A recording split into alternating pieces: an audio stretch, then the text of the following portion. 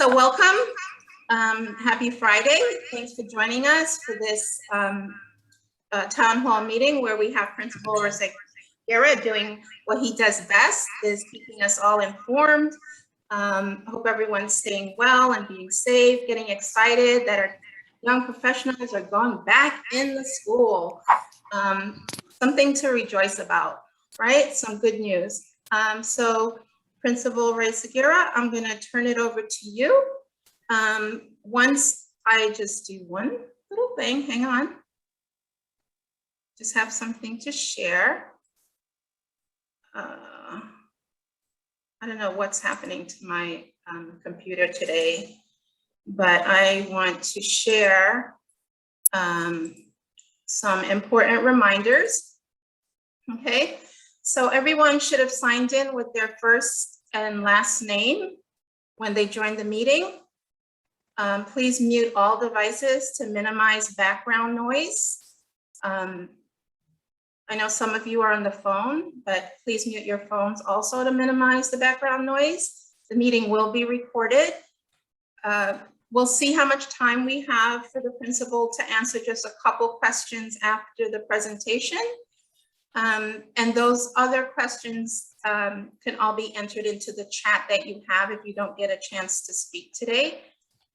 Use the raise hand feature to be unmuted, and either Janine, who's joined us also, will unmute you, or I will unmute you. And please limit it so that everyone gets a chance to speak. Limit your questions or statements to 2 minutes. Again, all the chat messages or comments will be saved, and then we'll forward them to the appropriate contacts so that you guys get a response.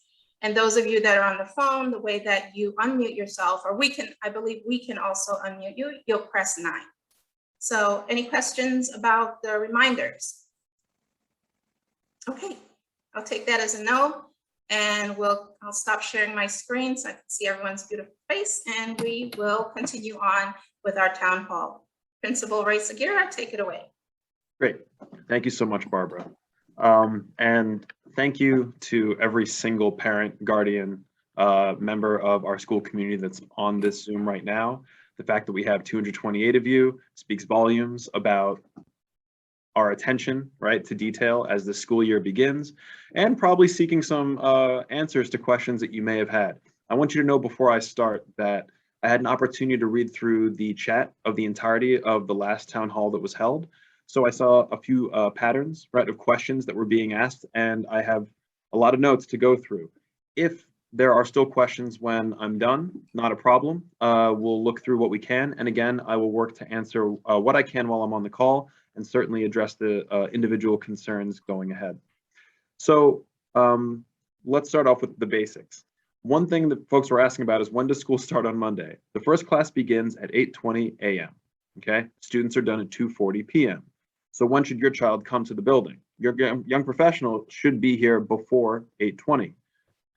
That's the expectation, and we want to allow for time travel from the ground floor up to their classrooms. So you want to plan for being at least 20 on day 1, 20 to 25 minutes early in order to get to where you need to go, because it's going to be a full house. A quick note is that if you have not yet done so, please complete the lunch application forms that were sent by Ms. Johnson. Something else that we are going to be including in follow-up is the link for the health screening. Again, all students will need to complete the health screening prior to entry in the building. Masks. I'm going to be dotting in information about health protocols throughout this town hall, but it's a reminder that all members of our school community are to be masked at all times, with the exception for health protocols of when we're eating and when a mask break needs to be taken, which will be done physically distanced from other people. Okay. In the event that there is a person who is unable to wear a mask due to disability or other reason, then we'll follow the appropriate protocols that the DOE sets forth there as well. As I've already mentioned in previous town halls, but just as a reminder, all DOE staff are to have received their first vaccine by September 27th. That is a mandate coming from the mayor of NYC. And there's actually a new mandate that came out just yesterday. and it is that all visitors to the school building for any duration of time are to be vaccinated, meaning are to have been vaccinated before building entry. That is not me saying it. This is way above my pay grade. Any visitor to the school building is to be vaccinated prior to entry. Okay, that's effective Monday. So a lot more to come. And I can see a lot of questions popping up. I ask you to please hold those questions for just a moment. I want to thank everyone for their patience. You have, and I'm talking specifically about the student emails right now. They have been a headache upon headaches. I can see some nods around the room. Listen, it's messy. And what we're going to do is as follows. We're going to be sending out via Pupil Path the email setup instructions for grades 10 through 12. And that's going to go out before close of business today, before I leave this office. What's going to happen also is that on Monday, periods 1 and 2, all teachers are going to have your child's email along with a temporary password reset for grades 10 through 12. In other words, any student that needs a temporary password reset or a password reset, that'll be ready to go as soon as they're in the building, okay? And their first and second period teachers will have that information. So we have a couple different safeguards, right? It's set it up now. And as an aside, I know we've had a lot of questions about the pins, right? What's the pin for my child's account? There are no pins. So I think that's a bit of confusion. There shouldn't be a pin for your My Student email, and you can leave that blank. If there are any issues with the email accounts, you can refer to Ms. Johnson, who's on this call with us, J Johnson 32. Okay. A couple reminders. Please bring in technology. So for our young professionals and families, please bring in Chromebooks and other personal electronic devices and chargers for Monday. That's going to be key. And as a quick reminder, please make sure that the computers are at least a little bit charged. We will have extra power strips and extension cords in every single classroom.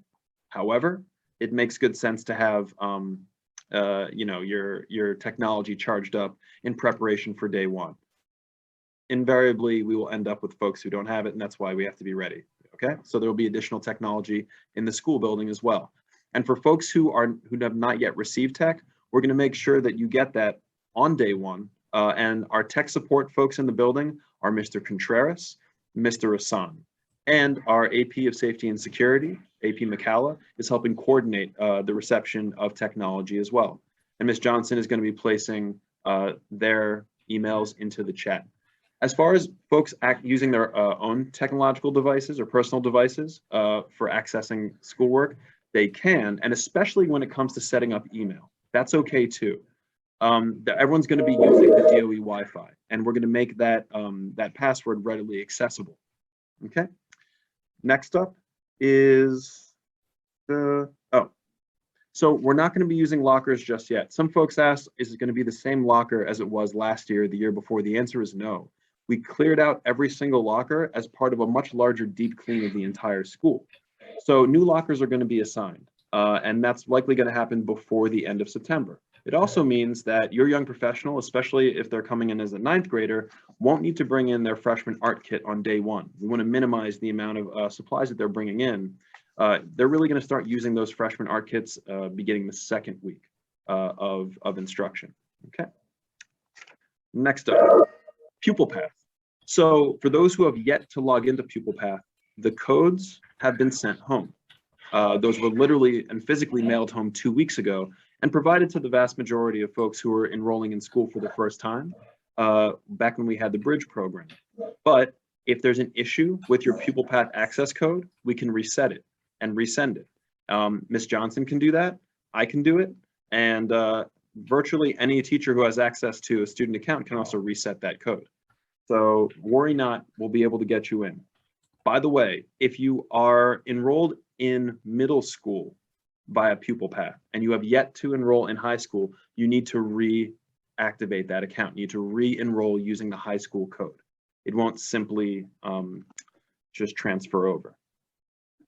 Okay, so a lot of folks were asking in the questions last time around about what's going to happen with the movement of students throughout the building to minimize contact or any kind of to maximize physical distancing, I should say.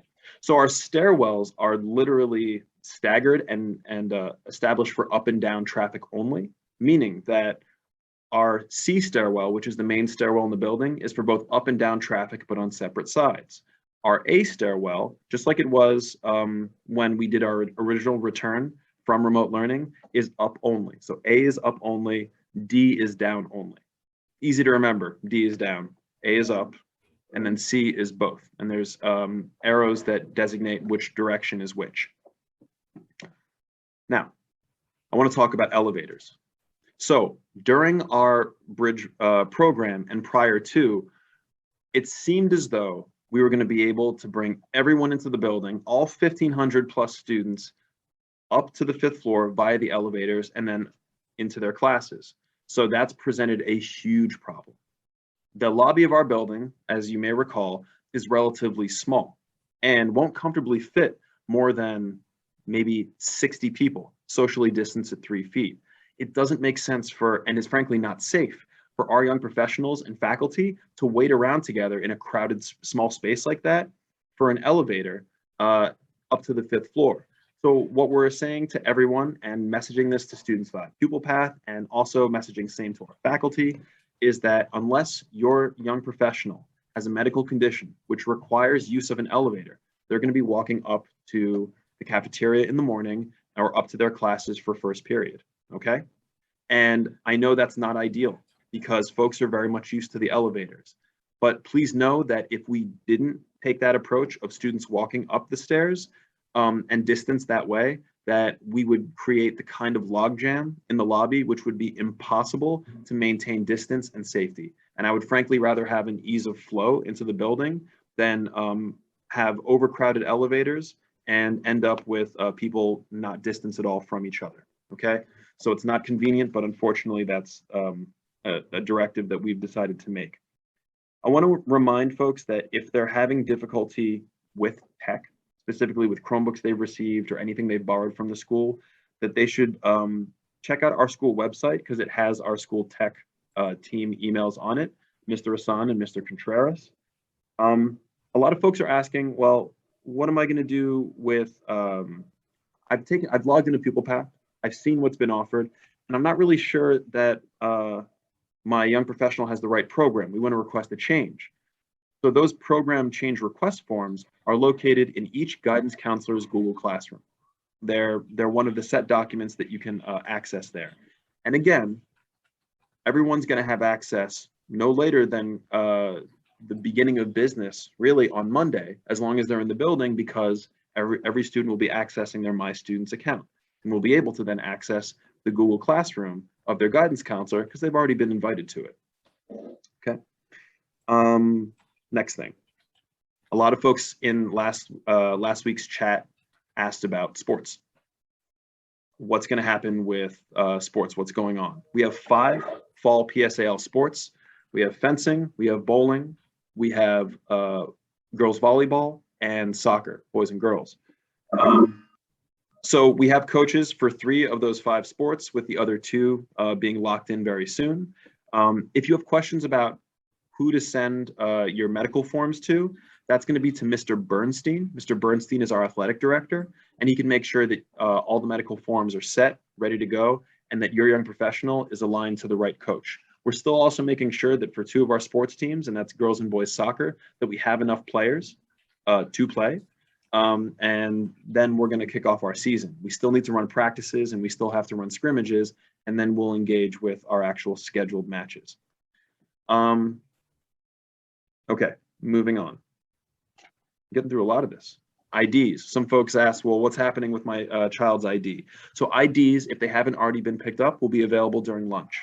Thankfully, most students have already picked up their ID. And that was all the questions that I'd seen consistently from the last chat that folks still needed answered. I want to just make a quick mention of 2 things before we move on to additional questions that you have. The first is, this is with 9/11 and the 20th anniversary of 9/11 tomorrow it's an incredibly somber time and a personally very heavy time for me and many members of our school community as well. This is one of the, it's one of those moments where I'm like, how old am I again? But I only say that out loud because virtually none of the students, I don't believe any of the students at Art and Design Now were born before September 11th, 2001. And so they've grown up with the fallout, right, of a world scarred by this event and the changes that have taken place as a result of it. But there's distance there. For many members of our faculty, they still hurt every day as a result of things that took place 20 years ago. And although 9/11 doesn't fall on a school day, we recognize that the impacts of that event may be felt for the remainder of this nation's history. And that if there's any members of our school community that experience loss as a result of that day, my heart goes out to you. Our entire community's hearts go out to you collectively. And on a different note, we're coming up very quickly on the 15th of September. And for those who don't know, it's the kickoff of Hispanic Heritage Month. And National Hispanic Heritage Month is really critical for our school because we are 55% Latinx Hispanic in terms of the representative population of our students and our families. And so we want to honor the majority constituency of our school through events happening within the school. One thing that's coming up actually next week is that our school is turning into a vaccination site for both students and families that would still like to get vaccinated or who require a vaccine. It's going to be held out of the Kenny Gallery, which is the first floor of our building. So as soon as you walk in, if you're not yet vaccinated, that's obviously the exception for school entry beginning next week. The vaccination station will be open from 12 to 5 p.m. Okay, that's every day except for Thursday. For those who are, well, the entire DOE is off for Yom Kippur. And your young professional can also get vaccinated themselves, even without you being present, so long as the appropriate parent consent form has been completed. So it's an interesting change that the Department of Health has provided. But the vaccine is one of the sure things that is limiting and slowing down the impacts, if not spread, of COVID and the Delta variant. And I've gone on these town halls before saying that I am strongly encouraging everyone in our community to be vaccinated if you can be. Okay, so with that, we still have a bunch of work to do here. In fact, I'll give you a little anecdote. We have 1,557 students on register right now, which puts us at full building capacity. And today, we received our Metro cards for the school to the count of 1,403. So I ask, what will happen with those 200 Metro cards that we did not receive? Right now, all wheels are firing, trying to work with the Office of Pupil Transportation and make it happen. Because by 2 p.m. on Monday, your young professionals will have their Metro cards. And so we're going to figure out how to make that happen so that everyone gets what they need. We are working to the best of our ability with some pretty significant limitations, but know that we're putting health and safety first. Every classroom has air purifiers. Every classroom will have windows cracked. Our MERV 13 filters are in all of our HVAC units and we're pumping, okay? Every classroom has hand sanitizer. Every classroom has sanitizing wipes. We are being very conscientious about spacing, and teachers have taken a lot of time over the last 2 days to make sure that their classrooms are looking right. So with that said, we'll send out information related to all the items that I went over today, just to send a bit of a recap, and that'll come through Ms. Johnson. I'll make sure it's organized and nice. And I have time for a few questions. And I see there's about 110 in the chat. So let's see what I can get. Thank you. So I'm going to start off with the very most important question. Somebody asked about COVID consent forms. And every staff member, student, and administration signs off on a consent form every single morning. Do they do that even if they're vaccinated? Yes. Yep. Yes. That's right. I just want to remind everyone to raise their hand if they have a question. Okay, so to allow everyone to get a chance to speak, but thank you for that question. Do you want to rattle off, Barbara, or you want me to? Because I've got like 12 different hands raised. So I'm going to go with your call, how you want to handle it. You can start off. Mr. Falcon, Victor Falcon, Yes. do you have a question?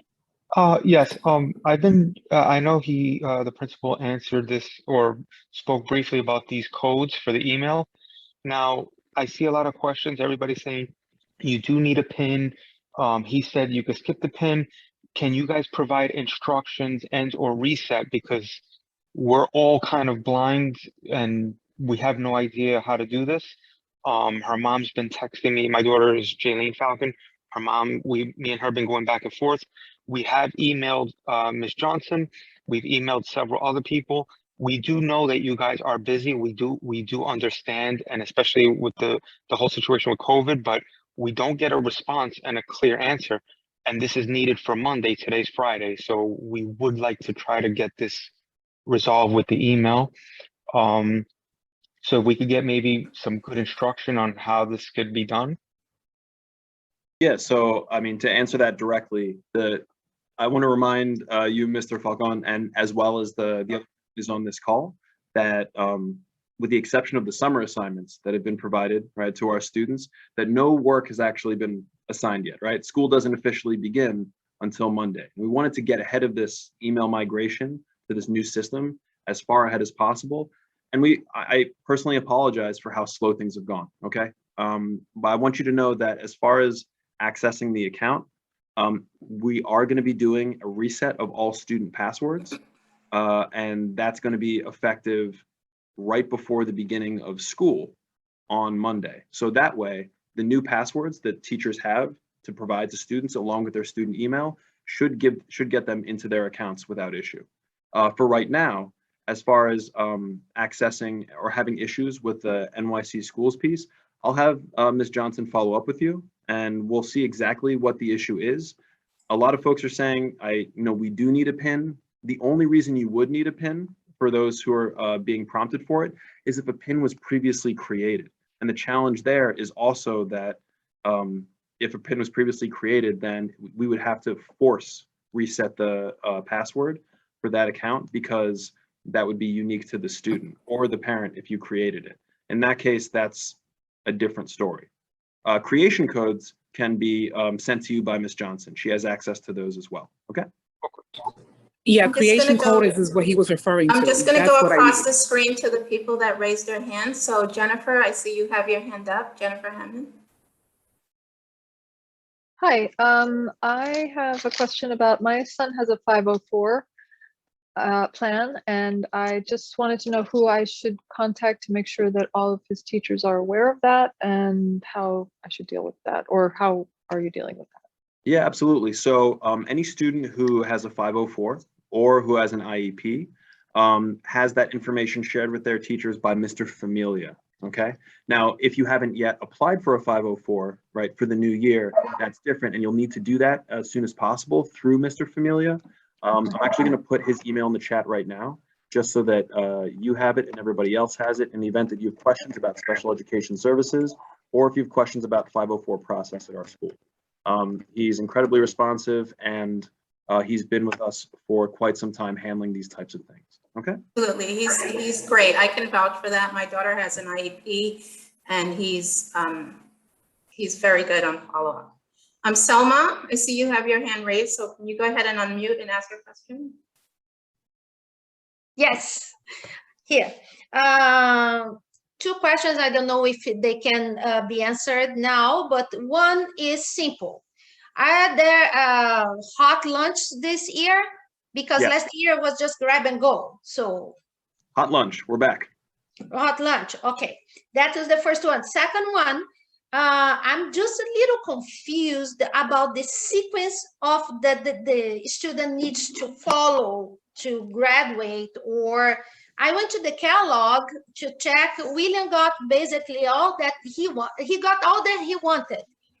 I just didn't understand why this one was available, not this, because some of the disciplines in the catalog says 10th grade, and then 9th grade, and then senior or sophomore, and then some that have just numbers, and you have no idea which grade they could take that or not.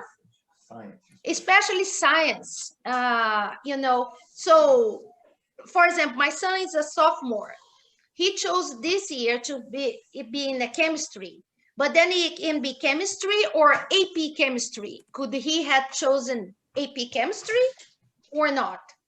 You know, I don't understand that.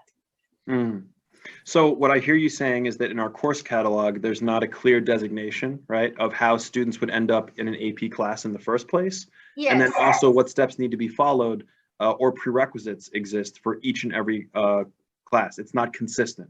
Correct? Yeah, they know, some of them says prerequisite, some of them says nothing, and then you have no idea what you can choose, what or not. I mean, he got everything he wanted, but I was just looking and saying, well, but that is so confusing, you know. I got you, Selma. So we can make a commitment to revise that course catalog, absolutely, just so that all members of our community are aware what prerequisites are and what the steps are, not only for qualifying for an AP class, but also for graduation, so that there's no questions about how many existing credits you'll need. I will say that our college office is working now to create systems where over the course of the year, our young professionals are acutely aware of what they've met within their graduation requirements, understanding their own transcript, because a lot of students don't. And unfortunately, unless teachers were very familiar with academic policy, they didn't either. So that's something that we're going to make a commitment to, especially for our upperclassmen, so that they're aware of what steps they need to take. Okay. Okay, Hello. thank you. Thank you. Hello. Richard, I see your hand raised. So Richard, go ahead and unmute and ask your question. I see you, Donald. We'll get to you. Yes, hi, thank you. Thank you for all the answers so far. What is the policy about, is there a requirement that all children must be vaccinated to go back to school? Our daughter, we have chosen not to get vaccinated for reasons I won't get into. Other than she falls into a special needs category and we just didn't feel comfortable. What does that really mean in our case? So I should mention that right now, protocols indicate that students do not have to be vaccinated. Again, there is a mandate for faculty to be vaccinated. Excuse me, I've got some background music. For faculty to be vaccinated by September 27th. All visitors to the building should be vaccinated no later than, again, next Monday, right? But as far as the students don't have to be. There's no mandate for students to be vaccinated. Although, as a reminder, right, vaccine eligible students 12 and up do qualify, and we have a vaccination site in the school for next week only. I know some folks were asking when's that going to happen, but I hope that answered your question, Richard. Yes, thank you. Melissa Bell. Hello? Melissa, can you unmute your and ask your question? Yeah, sure. Thanks. I was trying to get my camera on too. Sorry. I just want to say thank you for the responses about the email.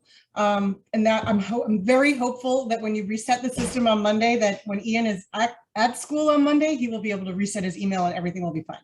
So that's great. Caveat with that is that because I can't get into that NYC student email for him or that whole system, he can't do the COVID screening before coming in on Monday. So can he still come to school on Monday and do the screening when he gets access? Yeah, so the good news about the COVID screening is that whether you have the digital version or the paper version that we have on site, either way you're covered. He'll be able to get access to the building, no problem. Okay, so that's fine. And then I had one other question about tech, and he has as opposed to a laptop, he has an iPad with a keyboard. And is that okay? I just Totally okay. Okay, that's it. That's all my questions. Thanks. Just to let everyone know, I'm going straight across the screen by those people first that have their hand raised because I can see them clearly. Donald, I know you were raising your hand. So why don't you go ahead before we continue?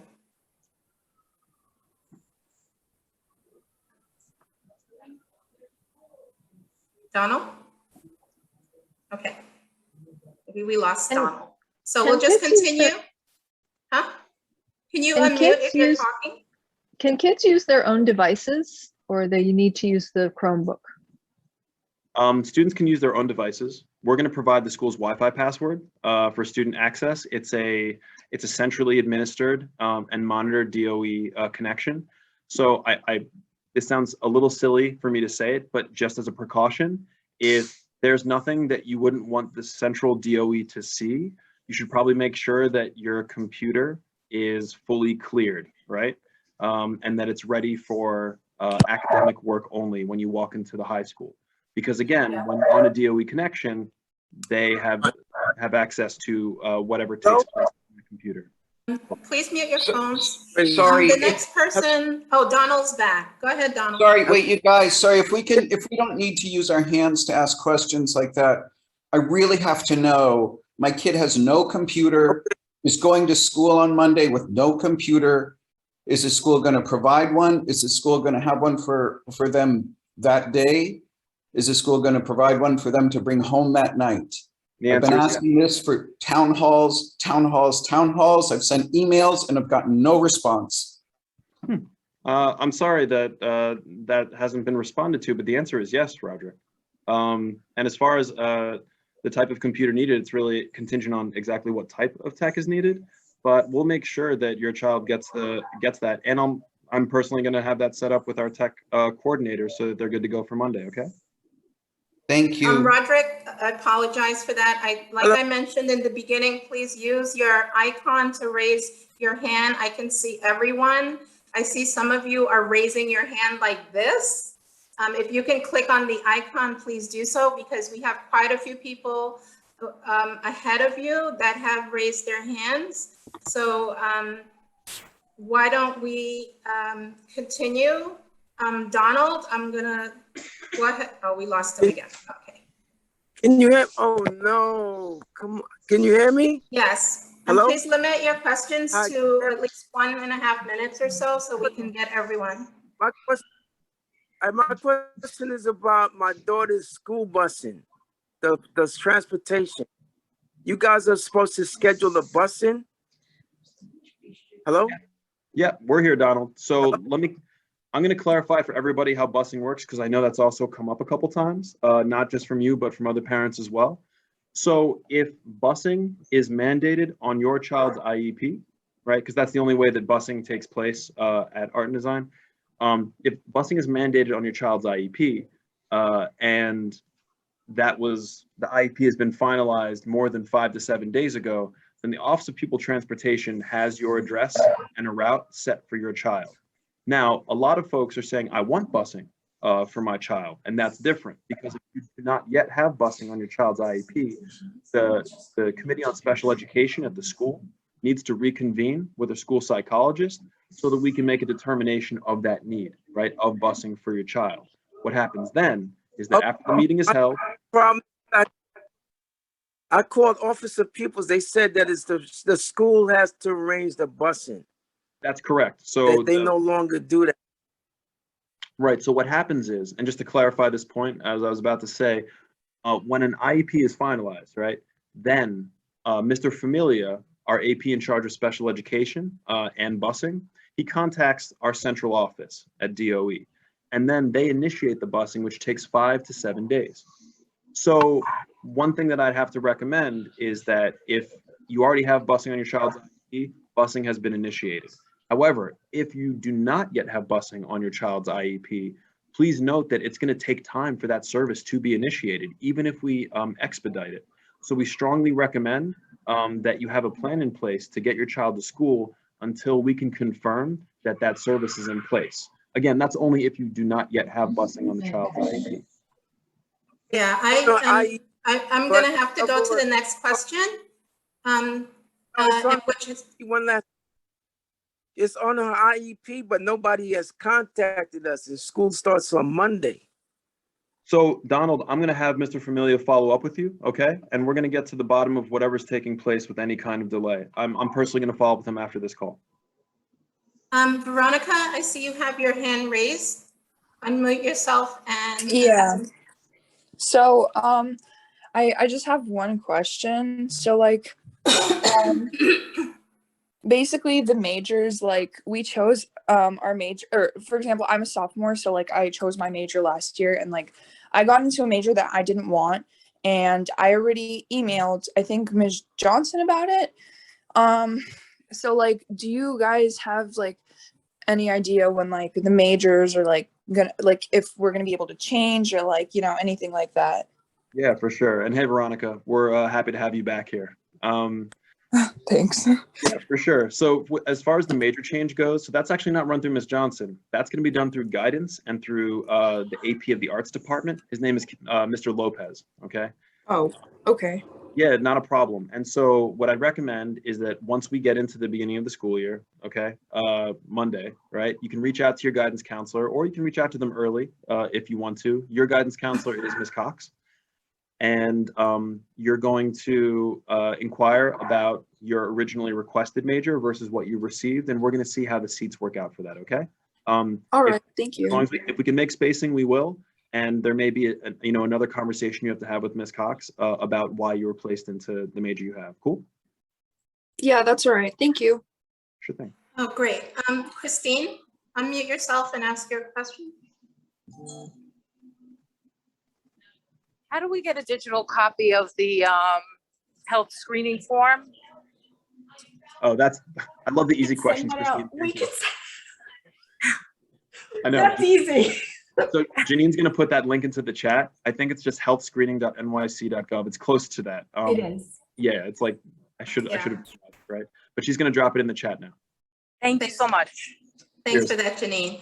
Hi, Lisa. Do you want to go ahead and unmute your mic and ask your question? Yeah, I have, I think one easy question, one that's maybe a little bit more complicated. First one, for sophomores who didn't get art kits last year, are they going to be able to get them this year? And second one, is there any possibility, if there's time and room for students who have classes on like the 9th, 10th, 11th floor first thing in the morning, to also be able to catch a ride in an elevator up to the 5th floor? Okay, so the first question is the easy question, which is yes, we are going to provide art kits for those who weren't able to pick them up last year. For parents who came in with their young professional during the bridge program, we're like, hey, where's my art kit? I thought we were all going to get them. So there was a shortage, which is a little embarrassing, but we ordered more, and everyone's going to get for 9th grade and certainly for 10th who didn't get them last year. The other point is that, I have to be firm with this because, again, it's a matter of distancing. And believe me, for students who have classes on the upper floors. Yeah, mine starts at the 11th floor. Yep. Really start to feel it by floor 5 or 6. And that's as an adult who I thought was, I'm speaking about myself right now, who I thought was fit. And then, suddenly I'm in a mask and I'm charging up a little bit more slowly as I get to the upper floors. But unless a student has medical need, we are unfortunately going to have it be the stairs for now. And I want to reiterate the importance of the moment, right? Because we see that there's this flow of changing health policy. A couple months ago, it was 4 people maximum in an elevator. Now that has gone up. So there's no specific limit, but everybody has to be masked. It doesn't change the fact that with the morning rush that we get, there's simply no way to safely distance. And so, again, I have to sort of reinforce that point. I understand. I'm actually more worried about distance on the stairs while they're really kind of like heaving breaths and for a long period of time, rather than like a few seconds in an elevator. But I do understand your position. Yeah, I will say that our stairwells are also ventilated, pulling air directly up and out through the roof, so that we have that going for us as far as a well-ventilated space. Thank you for your question, Lisa. I'm going to move over to Demetrius. Can you unmute your mic and ask your question, please?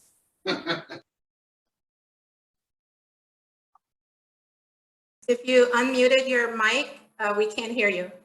Sorry about that. It took us a second. My question is directly from my child, who found the setup of Friday office days last year to be extremely helpful for her schoolwork and overall studying. And so she wanted to know if that's something that the school plans to continue now that you're back in person. That's a great question. So we queried our instructional leadership team about what are we doing in place to secure sort of a social and emotional scaffold into the first couple days of the school year, and then ongoing. What does that look like for us? And the short answer is that Oh, and I think there's some folks with, sorry, I couldn't hear for a second. Everybody, could you please mute yourselves? Otherwise, I'm going to mute everyone. Yeah, I think we may have to mute folks, sorry. Yeah. I just want to make sure that folks can hear me, but to answer please. your question directly, goodness, where was I? The office hours, so the office days specifically is something that we're not going to be continuing right now. We felt it really useful for when students were away from the building, 100%, and when there was that, that remote learning phase. But SEL is really critical to our success. And when I say critical to our success, I mean coming back to the building for us means we have to be really conscientious about what our expectations are for assignments, for late work, right? For creating time within the classroom, and specifically for pacing out our curriculum. So the teachers started the year by already re-examining our grading policy from at each different department, and then coming up with a cohesive school-wide grading policy that will be adapted by each department. But then also creating a late work policy.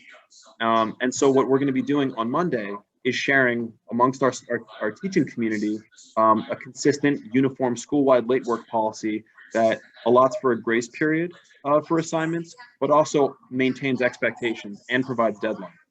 So I hope that helps answer the question a bit. It really ultimately is all about how we pace out and schedule out. Sorry. It's about how we pace out and schedule out the work that we provide. And ultimately, that's going to be the best way to ensure that we're not overloading our young professionals on a daily and weekly basis. Thank you. And thank you for that question. We have about 20 more people that have their hand raised with questions, and it's now 5:51. So I'm going to ask you, Principal Resicura, what you would like to do. I'm going to suggest if you didn't get called on, we had a lot of raised hands, please put your questions into the chat box as they will be saved. So if you can do that. So the short of it is I have time for about 3 more questions, I'm afraid. Okay. And I have to get back to the last of the prep for Monday. Okay. Okay. Continuing to go across, Litzy, I hope I'm saying that correctly. Litzy Nunez. Just, can you unmute? Yes. I was asking, since I've emailed about it a couple of times. Ma'am, I'm not familiar with the area the school is in, so I was wondering when will the travel buddy results be announced, because my mom can't pick me up by the time the school's over. That's a good question. A few folks were asking about the travel buddy program. We didn't want to drop the ball on that. So my guidance department is going to be working on lining up folks who are in the same zip code and then sending out a survey, right, to everybody who is interested in traveling in groups from their respective areas and lining up families. Obviously, that should have been done sooner. So I want to make sure that your trip to school every day is comfortable and that you feel safe and that you feel supported. So I apologize for the travel buddy program not being set and ready to go for day one. It really, really should have been, and I will take personal responsibility for that. But we are going to be sending out that request to families about all students and families about if they're interested in a travel buddy, and then linking them up by home zip. Okay. I was saying because I already filled out the survey long ago, so that's why I was asking. Got it. I'm going to make sure that we get that follow-up within the next working day. So by the close of business on Monday, we'll have linked up folks from nearby zip codes with each other, okay? All right. Thank you. Thank you, Litzy. Thank you for that question. Can you put that info in the link, please? Sure. We have time for one more question. This was great. We had a pretty large registration for this meeting, and I can clearly understand why, being a parent, school starting. My daughter's excited. She's a senior, like I said, and she tends to worry a lot and get anxious, and she's worried about her, the bell and navigating through the classes, even though she's been there for a few years. And what I told her is basically this week, right? The kids should be coming back to school to, we're calling it a homecoming, right? The great news is that they're coming back to school to see their friends, to see their teachers, to see Principal Max, Janine, all the staff, and it should be stress-free, right? I think, Max, you mentioned it in a previous town hall, that yes, you know, they're going back to school and academics matter, but what matters more is that they return to school next week, you know, not stressed, and we definitely don't want to be stressed or cause stress on them, but just to enjoy the moment, because it's been a long time since they haven't been in the building. Some of you have never been in the building. Some of them have never been in the building. So just kind of reassure your students to just breathe, take it easy, enjoy the moment. We're making history here, and not feel pressured and any sort of anxiety about, oh, I couldn't find my classroom. I don't know who my teacher is, you know, all those things. You know, just tell them to breathe and relax. And it's a moment of celebration for them this week. If Max wants to add to that, if you didn't get a chance to unmute and ask your question, please put it into the chat. They will get answered. We have about 5 minutes left, and I'd like to close the meeting. Thank you all. I'm going to have Max say the final word, but thank you all for joining this meeting, because it shows me that not only are we a strong PTA community, but we're a community that is involved in our young professionals, academics, and education. And that means a lot. So I always tell you guys, pat yourself on the back. You're doing a great job.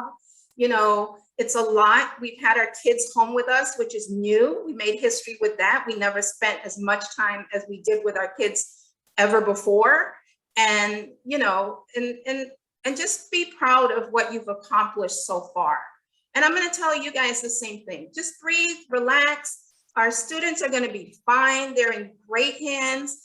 I appreciate Max and all the staff putting safety first as a priority. And then everything else will fall into place. So thank you. Thank you for joining the meeting. Thank you, Ms. Johnson, for always being supportive of the PTA and joining us.